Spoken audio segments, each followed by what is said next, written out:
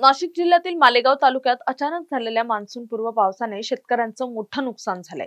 विक्रीसाठी शेतातून काढून ट्रॅक्टरमधून बाजार समितीकडे नेला जात असताना कांदा अचानक आलेल्या जोरदार पावसात पूर्णपणे भिजला।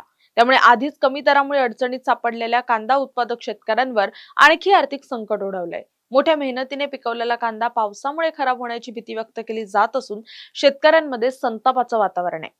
प्रशासनानं पंचनामे करून नुकसान भरपाई द्यावी अशी मागणी शेतकऱ्यांकडून करण्यात येते। माझं नाव गणेश केशव निकम। आज सकाळी मला लेबरचे पैसे द्यायचे होते, त्याच्यासाठी मी कांदा भरत होतो आणि अचानक गारपीट आणि पाऊस, बेमोसमी पाऊस सुरू झाला। आता तुम्ही बघताय हे सगळं ट्रॅक्टर वगैरे सगळं माझं फसून गेलं, माझी टारली भरली गेली होती। आणि आज असं गोष्ट आहे ना, कांदा इतका सोन्यासारखा कांदा मी मार्केटमध्ये घेऊन गेलो तर त्याला कवडी मोल भाव आहे। शासनाचे धोरणांचा विचार केला तर आजच्या घडीला हा कांदा परवडत नाही आणि त्यातल्या त्यात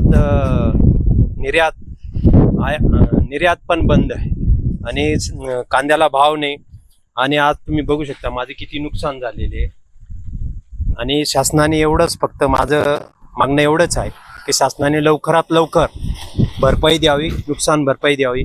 जवळजवळ अर्धा तास गारपीट झालेली आहे आणि तुम्ही स्वतः डोळ्याने बघू शकता ट्रॅक्टर फसून गेलं, पाहून घ्या।